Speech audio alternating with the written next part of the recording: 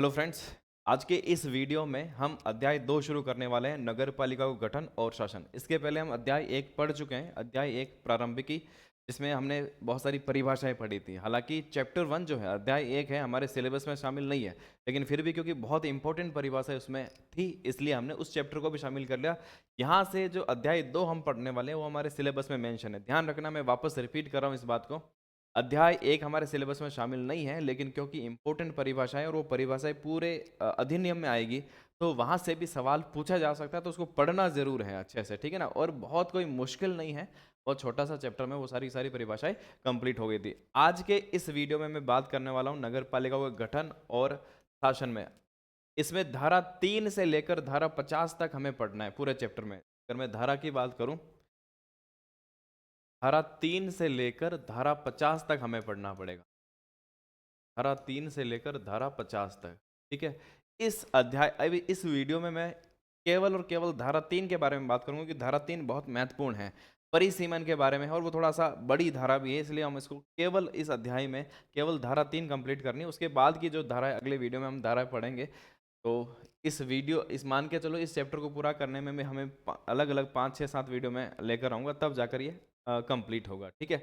Specially इस video में हम धारा 3 की बात करेंगे और अच्छे से धारा 3 को समझेंगे। देखो यहाँ पर मैंने कोशिश की, अगर आप एक्ट को देखोगे, 2009 का जो अधिनियम, एक्ट की जो भाषा देखोगे, बड़ी क्लिष्ट सी भाषा है, आसानी से समझ में नहीं आता। आप 3 4 बार भी पढ़ोगे तो भाषा समझ में आएगी नहीं। मैंने कोशिश की है कि इसको आसान भाषा में आपको समझाने की कोशिश करूँ, आसान भाषा में समझ में आए। तो बिल्कुल ये नहीं है कि मैं एज इट इज़ लैंग्वेज मैंने यहाँ पर लिखी, क्योंकि एज इट इज़ लिखूंगा तो आपको किताब में मिल जाएगी, इसलिए मैंने उसको लैंग्वेज को थोड़ा सा चेंज किया है। मेन चीज़ है आपको समझ में आना चाहिए। बाकी मेरे ख्याल से आप कोशिश करना, एक्ट का मैंने पीडीएफ अपने टेलीग्राम चैनल पर डाल रखी है, वहाँ से देख लें। चाहे कोई भी एक बुक आप ले लीजिए, एक्ट की बुक, उसमें से जो ओरिजिनल लैंग्वेज भी आप चाहे तो देख सकते हैं, बाकी उसकी कोई आवश्यकता नहीं है। आप जो मैं बता रहा हूँ बस उसको याद रख लेना। कोई भी एग्जाम में सीधा सीधा, क्योंकि मेंस एग्जाम तो ऐसा है नहीं कि आपको एज इट इज़ पूरी लैंग्वेज लिखनी है, लैंग्वेज कहीं नहीं लिखनी होती, ठीक है। हम संविधान भी जब पढ़ते हैं पढ़ाते तो एज इट इज़ संविधान की लैंग्वेज कहीं नहीं लिखी जाती है, तो मैंने एज इट इज़ लैंग्वेज नहीं लिखी है। ये वीडियो आप इसीलिए देख रहे हैं क्योंकि आपको आसान भाषा में समझना है, तो मैंने कोशिश की है सब चीज़ों को आसान भाषा में लाने की, ठीक है। तो यहाँ पर देखते हैं इसमें क्या है। देखो सबसे पहले हम यहाँ पर धारा 3 पढ़ते हैं, ठीक है। धारा 3, इस पूरे वीडियो में मैंने केवल और केवल धारा 3 की ही बात करूंगा। धारा 3 के बारे में मैंने ये सारी चीज़ें मैंने पहले से ही लिख दी, क्योंकि ये समझाने वाला था। अब मैं आगे कोशिश करूंगा कि ये सारी की सारी चीज़ें मैं टाइप करवा दूं, ताकि और अच्छे से आपको दिखाई दे। लेकिन क्योंकि ये थोड़ा टाइप करके करना मुश्किल था, इसलिए मैंने हाथ से ही सारी की सारी चीज़ें लिख दी। देखो पहले समझते हैं धारा 3 में है क्या। जहाँ मैंने इंपॉर्टेंट लगाया, देखो मैंने यहाँ पर इंपॉर्टेंट लगा दिया है। जहाँ जहाँ मैं इंपॉर्टेंट लगा रहा हूँ उस धारा को तो आप जरूर याद रख लेना, कि धारा 3 में क्या है, नगर पालिका का परिसीमन। 344 धारा टोटल है, 17 चैप्टर है। हमें 17 चैप्टर नहीं पढ़ने, हमें 9 चैप्टर पढ़ने हैं, क्योंकि 9 चैप्टर हमारे सिलेबस में है। अब 9 चैप्टर में जितनी भी धारा है वो भी सारा धारा नहीं पढ़नी। जहाँ जहाँ मैं इंपॉर्टेंट लगाऊं उस धारा को जरूर याद रख लेना, कि धारा 3 में क्या। क्योंकि देखो मेरा जहाँ तक ये अनुमान है कि लगभग लगभग बी पार्ट से 30 से 32 सवाल जो आने वाले हैं अपने नगर पालिका एक्ट और जो 3 नियम है उनमें से आने वाले हैं। उसमें से भी आप मानकर चलिए कि 22 से लेकर 25 सवाल केवल अधिनियम 2009 से आने वाले हैं, नगर पालिका अधिनियम 2009 से आने वाले हैं। उसमें से 25 सवाल में से 3 या 4 या 5 सवाल सीधे सीधे धारा से पूछा जा सकता है। तो कुछ कुछ धाराएं इंपॉर्टेंट, आपको धारा भी याद रखनी पड़ेगी। तो कुछ धाराएं आसानी से याद हो जाएगी, तो कुछ धाराएं जहां मैं इंपॉर्टेंट लगा रहा हूं उनको तो आप जरूर याद कर लेना। तो धारा 3 हमें याद रखनी है। क्या है, नगर पालिकाओं का परिसीमन। अपने परिसीमन वर्ड पहले भी पढ़ा होगा, डिलिमिटेशन, ठीक है। ये जब हम पॉलिटी पढ़ते हैं तो उसके बारे में भी पढ़ते हैं, है ना। विभिन्न जो भी संसदीय क्षेत्र है या विधायी क्षेत्र है, विधायी क्षेत्र है, विधानसभा क्षेत्र, उसका परिसीमन होता है। परिसीमन का मतलब होता है सीमाओं का पुनर्निर्धारण है। जो भी नगर पालिका का जो भी सीमा है, कोई भी नगर पालिका, उसकी सीमा कहाँ कहाँ तक हो सके, उसका परिसीमन का मतलब उसका पुनर्निर्धारण करना। वो पुनर्निर्धारण किस किस तरीके से हो सकते हैं वो मैंने सारे यहाँ पर लिखा। अभी परिसीमन किस आधार पर किस तरीके से हो सकता है, तो कैसे होता है। राज्य सरकार गैजेट नोटिफिकेशन जारी करेगी, राजपत्र में अधिसूचना जारी करेगी, नोटिफिकेशन जारी करके फिर इसको करता है। पहली बात तो ये सारी चीज़ें ये मैंने यहाँ पर लिख दिया, हर बार लिखने की जरूरत नहीं है, हर जगह लिखा आएगा कि राज्य सरकार राजपत्र में अधिसूचना प्रकाशित करके ऐसा करेगा वैसा करेगा, हर जगह लिखने की जरूरत नहीं है। पहली बार हम यूज़ कर रहे हैं, मैंने यहाँ पर लिख दिया, हर जगह मैं नहीं लिखूंगा, ठीक है ना। ये सब जहाँ पर भी कुछ नई चीज़ करनी होती है, गजट नोटिफिकेशन जारी होता है फिर राज्य सरकार करती है, तो ये अंडरस्टूड है, बार बार इसको लिखने की आवश्यकता अपने को नहीं है। अब परिसीमन में क्या क्या हो सकता है, क्या क्या केस बन सकता है, वो सारे केस मैंने लिखे। देखो क्या हो सकता है, परिसीमन, नई सीमाओं का निर्धारण हो रहा है, तो राज्य सरकार क्या कर सकती है, राज्य सरकार कोई भी स्थानीय क्षेत्र है, वो स्थानीय क्षेत्र मान लीजिए कि अभी तक कोई भी नगर पालिका का क्षेत्र नहीं था, कोई गांव का क्षेत्र था, और उस क्षेत्र को नगर पालिका क्षेत्र घोषित कर दिया। ये मैंने एक नई नगर पालिका बना दी, जैसे ही नई नगर पालिका तो ये नई नगर पालिका बन गई। इसके बाद क्या होगा वो हम अभी बाद में देखते हैं, पहले सारे केस देख लेते हैं। तो हमारे पास पहला केस है, कोई भी स्थानीय क्षेत्र था उसको नई नगर पालिका घोषित कर दिया, ठीक है, पहला केस, तो उसकी एक बाउंड्री बनेगी, ये नई नगर पालिका है। दूसरा केस क्या है, किसी नगर पालिका में कोई स्थानीय क्षेत्र शामिल करना। मान लीजिए कि एक नगर पालिका थी ए और कोई दूसरा क्षेत्र, वो दूसरा क्षेत्र कोई ग्रामीण क्षेत्र हो सकता है, कोई गांव का क्षेत्र हो सकता है, इसको मैंने लिखा है बी, और यहाँ पर ए के साथ हमने बी जो क्षेत्र था वो भी शामिल कर दिया, वो भी नगर का क्षेत्र हो गया। तो अब हमारा जो टोटल नई नगर पालिका, जिसको मैंने एक्स नाम दिया यहाँ पर, एक्स इज इक्वल टू मैंने क्या लिखा, ए और बी दोनों का क्षेत्र जुड़ जाएगा, तो ये नई नगर पालिका हो गई हमारे पास। पहले कोई एक स्थानीय क्षेत्र था बी, इसको पहले से ही नगर पालिका थी उसमें शामिल कर दिया। अब इसमें होगा क्या वो नेक्स्ट हम देखते हैं। दूसरा और क्या हो सकता है, परिसीमन हो रहा है, मतलब नई सीमा बन रही थी, वो पहले इसकी सीमा कहाँ तक थी, इसकी सीमा पहले यहाँ तक थी, अब इसकी सीमा कैसे हो जाएगी, इसकी सीमा यहाँ से लेकर यहाँ तक ये हो जाएगी, तो इस सीमा में चेंज हो गया, इसका परिसीमन, इसको बोलेंगे परिसीमन। क्लियर हो गया। कोई भी स्थानीय क्षेत्र, शॉर्ट में लिखा नगर पालिका से अपवर्जित। अब जो मैंने अपवर्जित लिखा है यहाँ पर एग्जाम में यही शब्द लिखा आएगा, अपवर्जित का मतलब है बाहर कर दिया जाए, तो एग्जाम में जो शब्द आएगा बाहर करना नहीं आएगा, अपवर्जित आएगा, तो इसको याद रखना जरूरी है। कोई भी स्थानीय क्षेत्र नगर पालिका क्षेत्र से अपवर्जित कर दिया, मान लो कि ये नगर पालिका ए नगर पालिका थी, इसमें से ये क्षेत्र नगर पालिका की शर्तें पूरी नहीं करता रहा, इस क्षेत्र को यहाँ से वापस बाहर कर दिया, ठीक है। तो जैसे ये क्षेत्र बाहर हो गया, यानी कि अब जो नई नगर पालिका रहेगी वो इस पूरे क्षेत्र में से, आप ए माइनस बी की जगह आपको यहाँ ए माइनस बी क्यों लिखेंगे, ए तो ए आप पूरा क्षेत्र मान लीजिए, जो हमारी नई नगर पालिका थी इसको पूरा मान लीजिए, मान लो कि ये पूरा के पूरा क्षेत्र जो था वो ए क्षेत्र था, ये पूरा जो क्षेत्र था वो ए क्षेत्र था, तो अब हम इसको ए माइनस बी देख सकते हैं।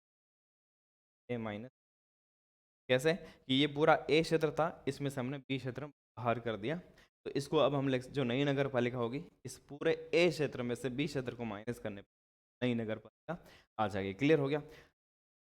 अब इसकी जो निचले वाली कंडीशन है तो भी हम देखते हैं कि इसके बाद क्या होगा, तो पहली तीसरी कंडीशन ही होगी। एक कंडीशन और क्या हो सकती है, एक नगर पालिका को दो भागों में बांटना। तो देखो यहाँ पर एक नगर पालिका थी, इसको हमने मान लो कि ये पूरा ये एक नगर पालिका थी, इसको मैं नाम दे देता हूँ वाई नगर पालिका, ठीक है, कि हमने एक्स लिख दिया। भाई वाई नगर पालिका था, इसको हमने दो हिस्सों में बांट दिया, एक ए में बढ़ गया और एक बी में बढ़ गया, तो हाँ इसको हम यहाँ पर कह सकते हैं कि ए भाग हो गया और एक बी भाग हो गया, दो अलग अलग भागों में दो नगर पालिका बन गई। एक नगर पालिका थी तो हमने दो हिस्सों में बांट दिया, या फिर अथवा एक नगर पालिका का जो भाग अन्य में शामिल कर लेना। मान लें कि एक नगर पालिका ए थी, ये जो बी वाला पोर्शन था वो किसी और नगर पालिका का हिस्सा था, इसको हमने इसमें जोड़ दिया और नई नगर पालिका हमारी बन गई ए प्लस बी। इस तरह से हम इसको लिख सकते हैं। तो ये कंडीशन ये हो सकती है, या फिर एक केस ये हो सकता है कि नगर पालिका का क्षेत्र ही समाप्त कर दिया जाए, तो फिर तो इसका विघटन ही हो जाएगा और कोई केस नहीं बचेगा, नगर पालिका कोई सीमा ही नहीं रहेगी। अब इस केस में होगा क्या, इसकी मैं थोड़ी सी यहाँ पर बात करता हूँ,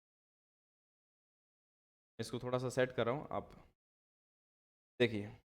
अब इस केस में होगा क्या, जब कोई नई नगर पालिका बनती है, मान लो कि ये नई नगर पालिका घोषित कर दी, नई नगर पालिका बन गई है, तो इसमें यहाँ पर नियम ये है कि जिस दिन से ये नई नगर पालिका बनी उस नियत दिन से 6 महीने के भीतर भीतर इस नई नगर पालिका के सदस्यों का चुनाव करवाना पड़ेगा, निर्वाचन करना पड़ेगा।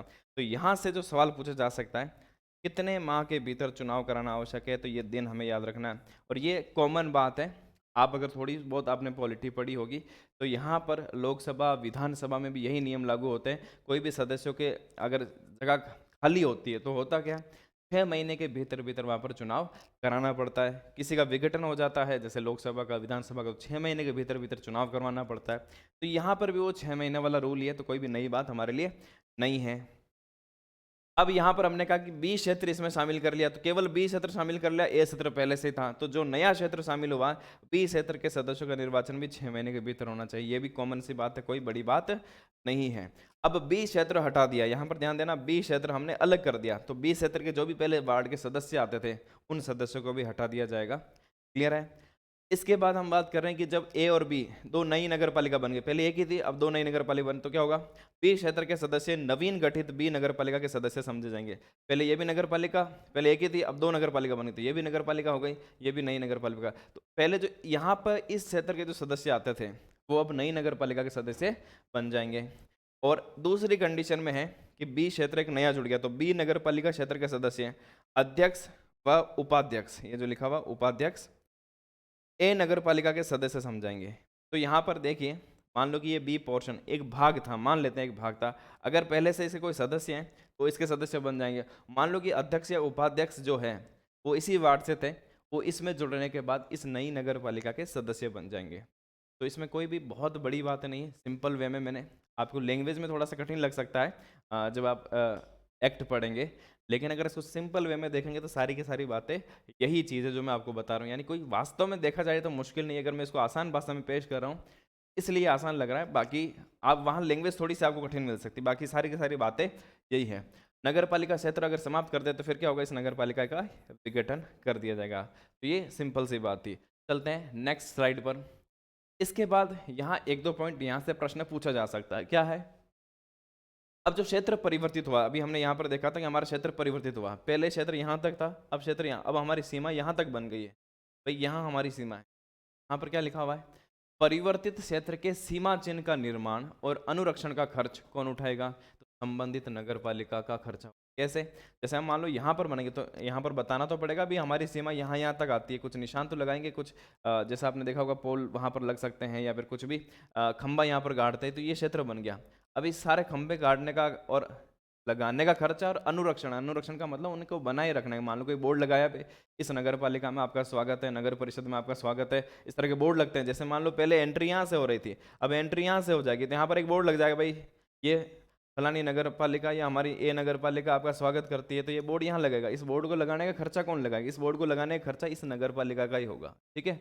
लेकिन ये तय कौन करेगा, ये क्षेत्र यहाँ तक होगा, नगर पालिका की जज की तो वो तो यहाँ लगा देगी, नगर पालिका तो चाहेगी मेरा क्षेत्र आगे तक हो, लेकिन ये जो सीमा निर्धारण का काम जो है वो सीमा निर्धारण, सीमा चिन्ह का निर्धारण करना किसका काम है, कलेक्टर, उस संबंधित जिले का कलेक्टर या उसके द्वारा नियमित कोई प्राधिकृत किसी अधिकारी। कलेक्टर चाहे तो उस क्षेत्र के वो एसडीएम को कह सकता है, तहसीलदार को कह सकता है भाई ये काम आप कीजिए, नॉर्मली यही होता है।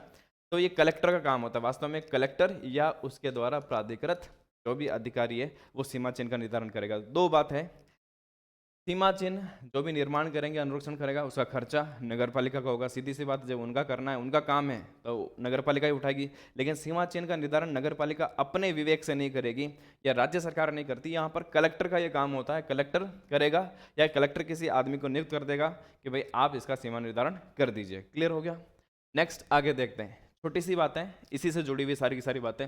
जब कोई स्थानीय क्षेत्र नगर पालिका नहीं रहे, हम इस केस की बात कर रहे हैं ये वाला, तो कोई स्थानीय क्षेत्र नगर पालिका नहीं रहा या फिर नगर पालिका क्षेत्र उस जगह से समाप्त कर दिया, ठीक है। जब कोई स्थानीय क्षेत्र नगर पालिका नहीं रहे तब उसके समस्त अधिकार, समस्त उसके जो भी चार्जेस है, प्रभार है, उसकी जो लाइबिलिटीज है, उसके दायित्व है, उसकी जो भी संपत्ति है, ठीक है, संपत्ति प्रॉपर्टीज, अतिशेष जो भी निधि है, उसका फंड्स, उसके जो भी फंड है, उसकी प्रॉपर्टीज है, उसकी लाइबिलिटीज है, उसके जो चार्जेस है, उसके जो राइट्स है, उसके जो अधिकार है, वो सारे के सारे क्या हो जाएंगे, या तो दो कैसे, या तो राज्य सरकार में निहित हो जाएंगे या किसी अन्य स्थानीय प्राधिकारी में निहित हो जाएंगे। राज्य सरकार में निहित हो जाएंगे क्योंकि अब वो क्षेत्र नगर पालिका के अधीन नहीं आ रहा है, तो राज्य सरकार अपने कंट्रोल में ले लेगी, ज्यादातर ये वाला केस होगा, सेकंड वाला केस, राज्य सरकार में निहित हो जाएंगे। और यदि कोई आगम हो, यहाँ से कोई इनकम होने वाली हो उस क्षेत्र से, तो वह इनकम उस स्थानीय क्षेत्र के लाभ के लिए व्यय किए जाएंगे। देखो ये जो लाइबिलिटीज है, कोई भी उस पर खर्चा करना हो, मान लो कि उस पर कोई लाइबिलिटीज हो, उसको कोई चुकाना हो या फिर उस पर कोई कर्जा हो, तब तो राज्य सरकार वहन करती है। लेकिन उस पर कोई पैसा आना हो, वो पैसा इसमें इस अधिनियम में लिखा हुआ वो पैसा उसी क्षेत्र पर उसके लाभ के लिए, उस पर निर्माण के लिए राज्य सरकार खर्च करेगी। या फिर क्या हो सकता है, राज्य सरकार में निहित नहीं हो, किसी अन्य स्थानीय प्राधिकारी में निहित हो जाएंगे यदि उसे ऐसे किसी अन्य स्थानीय प्राधिकारी के अधिकारिता में शामिल कर लो। मान लो कोई नगर पालिका का क्षेत्र था, ऐसा कई बार ये भी होता है, नगर पालिका का क्षेत्र था उसको वापस ग्राम पंचायत भी बना दिया जाता है, ऐसा मैंने कई केस देखे हैं। तो ऐसा हो सकता है ना, पहले नगर पालिका डी प्रकार की नगर पालिका थी, उसको वापस ग्राम पंचायत में बदल दिया हो, तो वो स्थानीय प्राधिकारी वापस ग्राम पंचायत में बन जाएगा। या फिर कोई ऐसा हो सकता है, कोई क्षेत्र हो जो अभी नगर पालिका हो लेकिन उसे छावनी क्षेत्र में बदल दिया जाए, तो वो छावनी क्षेत्र, तो वो प्राधिकारी छावनी के अधीन वहाँ पर आ जाएगी। इस तरह से हो सकता है। ठीक है, नेक्स्ट देखते हैं। जब किसी स्थानीय क्षेत्र को एक नगर पालिका से दूसरी नगर पालिका में शामिल कर लिया जाए, अभी हमने केस देखा ए और बी का, कि वो एक क्षेत्र जो था दूसरी नगर पालिका में शामिल कर लिया। ठीक है, ये वाला केस आप ले सकते हैं। तो इन्हीं केसेस पर हम चल रहे हैं। ये वाला केस हमने लिया था, ये ए नगर पालिका थी, किसी दूसरी नगर पालिका का क्षेत्र बी था, वो ए में ही शामिल कर ले और अब एक नई नगर पालिका बन गई है। ठीक है, इसकी बात हमने की। तब क्या होगा, तब राज्य सरकार दोनों नगर पालिकाओं से परामर्श करने के पश्चात प्रथम नगर पालिका के ऐसे सारे दायित्व, मैं वापस इसको बता देता हूं। मान लो कि एक नगर पालिका और यहाँ पर ये दूसरी नगर पालिका, इसका एक क्षेत्र जो था वो इसमें शामिल कर, ये वाला। अब हम इसकी बात नहीं, ये दूसरी नगर पालिका है, ये एक नगर पालिका है, ये वाला क्षेत्र इसमें शामिल हो गया। ठीक है, तब राज्य सरकार दोनों नगर पालिकाओं से परामर्श करते, इससे भी परामर्श करेगी, इससे भी परामर्श करेगी। परामर्श करने के पश्चात प्रथम नगर पालिका के ऐसे दायित्व, संपत्ति व निधि, है ना, दायित्व लाइबिलिटीज, जो भी कुछ लाइबिलिटीज बाकी हो, लाइबिलिटीज यानी कि जो भी उन पर काम बाकी हो, उनको करना बाकी हो, या फिर कोई कर्जा बाकी हो, या किसी भी तरह का लाइबिलिटीज हो सकती, दायित्व, संपत्ति, उसकी जो भी प्रॉपर्टी, इस क्षेत्र में जो भी प्रॉपर्टी रहेगी, वह निधि, जो भी फंड इसको मिला हुआ किसी भी तरह का निधि के जो भी भाग राज्य के अनुसार वांछनीय, जैसा राज्य सरकार, राज्य के अनुसार मतलब राज्य सरकार के अनुसार, इसको आप सरकार कर लीजिए, राज्य सरकार के अनुसार जो वांछनीय लगता है कि वैसा हो सकता है, राजपत्र में अधिसूचना जारी करके दूसरी नगर पालिका में निहित कर देगी। क्या, उसकी फंड भी, उसका जो फंड है वो भी दूसरी नगर पालिका में आ जाएगा, उसकी जो प्रॉपर्टी है वो भी दूसरी नगर पालिका में आ जाएगा, और उसका जो लाइबिलिटीज बची हुई है, जो भी इसके ऊपर कर्जा है एक तरीका से, वो कर्जा किसी भी तरह का हो सकता है, वो धन के रूप में हो सकता है, चाहे किसी और काम के रूप में हो सकता है, वो सारा का सारा भी किसके पास चला जाएगा, दूसरी नगर पालिका। तो ये देखा आप, सिंपल सी बातें हैं। ठीक है ना, कोई अगर मैं इसको सिंपल लैंग्वेज में लिखूंगा, मेरे ख्याल से आपको सारी चीज़ें समझ में आ रही होगी। ये धारा 3 है, इस धारा 3 में अलग अलग उपधारा में लिखा हुआ, हर एक पॉइंट जो है वो उपधारा में लिखा हुआ। मैंने उस उपधारा से, हमें बहुत ज़्यादा कोई विशेष मतलब नहीं है कि किस उपधारा में, उसकी संभावना बहुत बहुत कम है कि किस उपधारा में ये लिखा हो, इसलिए मैंने कोई उपधारा यहाँ पर नहीं लिखी। आपको तो होगा क्या है, किस केस में क्या होगा ये याद रखना है। ठीक है ना, तो इतना सा आपको याद रखना है। नेक्स्ट देखते हैं, यदि कोई आवास गृह, ठीक है, आवास गृह, विनिर्माणशाला आवास गृह यानी जहाँ रहने की सुविधाएं बना रखी हो, विनिर्माणशाला हो, कोई वेयर हाउस हो, भंडार गृह हो, कोई उद्योग हो, कोई कारोबार हो, दोनों नगर पालिकाओं की पार्श्वस्थ सीमाओं पर हो। दोनों नगर पालिकाओं की पार्श्वस्थ सीमा का मतलब है, जैसे मान लो कि इस तरह से एक क्षेत्र शामिल हो गया, अब कोई कारोबार है या फिर कोई भी कारखाना कुछ भी है, वो दोनों की सीमाओं पर आ रहा है, आधा हिस्सा इसमें था और आधा हिस्सा इसमें, तब क्या होगा, उस पर बात हो रही है। तब राज्य सरकार अधिसूचना में ऐसे क्षेत्र को किसी भी नगर पालिका का क्षेत्र घोषित कर सकेगी। तो राज्य सरकार के ऊपर डिपेंड करता है कि वो नगर पालिका क्षेत्र में, तो ये जो अधिकार है वो किसको दिया हुआ है, राज्य सरकार को दिया हुआ है। जब किसी स्थानीय क्षेत्र को नगर पालिका, ये मैंने शॉर्ट में लिखा है, ये नगर पालिका लिखा हुआ है। जब मैं नगर पालिका की बात कर रहा हूँ, ध्यान देना, नगर पालिका हम नॉर्मली जो सबसे छोटा स्तर होता है उसको नगर पालिका बोलते हैं। जब मैं नगर पालिका की इस अधिनियम के तहत मैं नगर पालिका की बात कर रहा हूँ, तो इस नगर पालिका में तीनों शामिल है। ये हमने परिभाषा में पढ़ा था कि जब नगर पालिका की बात करते हैं तो इसमें जो सबसे छोटा स्तर है, जिसको हम नॉर्मली नगर पालिका बोल देते हैं, उसके लिए हम शब्द कहाँ मिलेंगे, नगर पालिक बोर्ड। ठीक है, म्यूनिसिपलिटी बोर्ड, और नगर परिषद दूसरा स्तर, तीसरा स्तर है नगर निगम। ये तीनों स्तर को हम नगर पालिका ही कहेंगे इस अधिनियम में। ठीक है, जब किसी स्थानीय क्षेत्र को नगर पालिका में शामिल कर लिया जाए तो उस नगर पालिका के संपूर्ण नियम, उपनियम, आदेश, निर्देश, अधिसूचना, नोटिस, सख्तियां सारे के सारे उस क्षेत्र पर भी लागू होती है। ये कॉमन सी बात है, ठीक है ना। जब क्षेत्र शामिल होगा तो सारे के सारे नियम कानून उस पर भी लागू हो जाएंगे। ये बात यहाँ पर लिखी हुई है। लास्ट एक जो ये आठवीं उपधारा है, अगर मैं इसकी उपधारा की बात करूँ तो ये 8वीं उपधारा थी, और इसके बाद ये 9वीं और 10वीं उपधारा, 10 उपधारा इस धारा 3 में, तो मैंने उपधारा लिखी नहीं है, ये 8वीं उपधारा है। ये क्या लिखा हो, जब किसी गांव का कोई क्षेत्र, पहले कोई स्थानीय क्षेत्र हो, चाहे गांव का हो चाहे नगर पालिका, स्पेशली जब गांव का होता है तब हम उस पर बात कर रहे हैं, जब किसी गांव का कोई क्षेत्र नगर पालिका में शामिल हो जाए, ठीक है, तो कॉमन सी बात है लिखी हुई कि ऐसा क्षेत्र गांव नहीं रहेगा। पहली बात, ठीक बात है, जब गांव का क्षेत्र नगर पालिका में शामिल हो गया तो नगर पालिका कहलाएगा, अब वो गांव का क्षेत्र नहीं कहलाएगा, गांव नहीं रहेगा वो क्षेत्र। उस पर सारे रूल जो है वो नगर पालिका अधिनियम के लग जाएंगे। दूसरी बात लिखी हुई, देखो मैंने क के बाद ख नहीं लिखा, सीधा च लिखा है। च का मतलब जो सबसे लास्ट पॉइंट था, यहाँ पर ये च वाला जो पॉइंट था वो सबसे लास्ट पॉइंट था, पर इससे जुड़ा हुआ था इसलिए मैंने यही लिख दिया इसके साथ, ताकि आपको याद रहे। ऐसा क्षेत्र गांव नहीं रहेगा, और जब गांव नहीं रहेगा तो पंचायती राज अधिनियम, तो नगर पालिका एक्ट काम करेगा, पंचायती राज अधिनियम काम नहीं करेगा। तो पंचायती राज अधिनियम 1994 के नियम उस पर लागू नहीं रहेंगे, ठीक बात है। फिर दूसरा पॉइंट यहाँ पर, इसके बाद उस क्षेत्र पर अधिकारिता नगर पालिका की हो जाएगी, गांव की अधिकारिता नहीं रहेगी, ये भी कॉमन सी बात है। और जब तक निर्वाचन नहीं हो, सामान्यतः तो ऐसा ही होता है कि जब निर्वाचन होते टाइम, जब निर्वाचन हो रहा होता है तभी शामिल किया जाता है, ये सामान्य सी बात है। लेकिन हम इस केस में आ रहे हैं कि जब तक निर्वाचन नहीं हो, गांव के ऐसे क्षेत्र का प्रतिनिधित्व करने वाले, जब मान लो कोई यहाँ पर एक नगर पालिका है, पास में एक गांव था, उसका क्षेत्र भी इस नगर पालिका में शामिल हो गया, तो इसके जो वार्ड पंच वगैरह, और कोई मान लो कि सरपंच का जो भी है वो भी इसी क्षेत्र में था, तो क्या होगा, गांव के ऐसे क्षेत्र का प्रतिनिधित्व करने वाले उस क्षेत्र में, चाहे वो सरपंच रहा हो, उप सरपंच हो, या फिर कोई भी पंच हो, उस नगर पालिका के अतिरिक्त सदस्य के रूप में समझे जाएंगे, ठीक है। अब थोड़ा सा मैं उल्टा एक सिनेरियो बताता हूँ, अथवा अध्यक्ष, उपाध्यक्ष और यथास्थिति सदस्य समझाएंगे। अब आप ये सोच रहे होंगे कि वो नगर पालिका, वो सरपंच नगर पालिका का अध्यक्ष कैसे बन सकता है। इसका उल्टा कैसे ले लेते हैं कि मान लो ये नगर पालिका क्षेत्र हो और ये एक बड़ा गांव हो, ठीक है। अब यहाँ पर मान लीजिए कि यहाँ पर जो क्षेत्र शामिल होगा कि अब ये गांव रह जाएगा और ये जो पूरा क्षेत्र ये नगर पालिका कहलाएगा। अब आप देखो, बड़ा क्षेत्र वास्तव में एक तरह से ये नहीं हो रहा कि गांव शामिल हो रहा है, दूसरे इसका केस ये बन रहा है कि नगर पालिका इसमें शामिल हो गई। अब ये बड़ा क्षेत्र है, तो इस बड़े क्षेत्र में जो सरपंच है, हो सकता है कि वो, क्योंकि ये बड़ा क्षेत्र है, इसकी बड़ी पॉपुलेशन है, तो इसके जहाँ पर जिस क्षेत्र की बड़ी पॉपुलेशन हो, अगर इसकी बड़ी पॉपुलेशन है तो इसका यहाँ पर अध्यक्ष रहेगा। लेकिन अब अगर इसकी बड़ी पॉपुलेशन और सरपंच है यहाँ पर, तो उस सरपंच को यहाँ का अध्यक्ष, उप सरपंच को उपाध्यक्ष, और इनके जो पंच है वो सदस्य बन जाएंगे। लेकिन सामान्यतः यहाँ पर भी यही होगा, 6 महीने के भीतर भीतर इनका चुनाव करवाना पड़ेगा, 6 माह के भीतर रूल्स वहीं लागू होगा। पर सामान्यतः होता क्या है उसकी बात मैं बता रहा हूँ, ये बीच में किया ही नहीं जाता है, कोई भी क्षेत्र जब शामिल किया जाता है उसी समय किया जाता है जब नए चुनाव हो रहे थे, ताकि कोई लफड़ा ही नहीं रहे, ठीक है ना। अब नेक्स्ट एक स्लाइड और हम बात कर लेते हैं, उस गांव के उस क्षेत्र की संपूर्ण आस्तिया, आस्तिया का मतलब है असेट्स, जो भी उसकी प्रॉपर्टीज, संपत्ति, फंड्स वगैरह जो भी है, जो भी उसके आगम है, असेट्स हैं, और जो भी उसकी दायित्व यानी लाइबिलिटीज हैं, उस नगर पालिका में निहित हो जाएगी।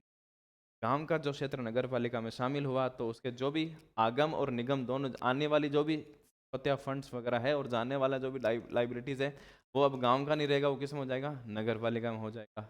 और उस क्षेत्र में नगर पालिका नियमानुसार कर, कर का मतलब टैक्स, पहले गांव वहां पर शामिल था, नगर पालिका में आएगा तो नगर पालिका के अलग अलग तरह के टैक्स होते हैं, तो नगर पालिका नियमानुसार उसमें से टैक्स उद्ग्रहित कर सकती है, टैक्स ले सकती है।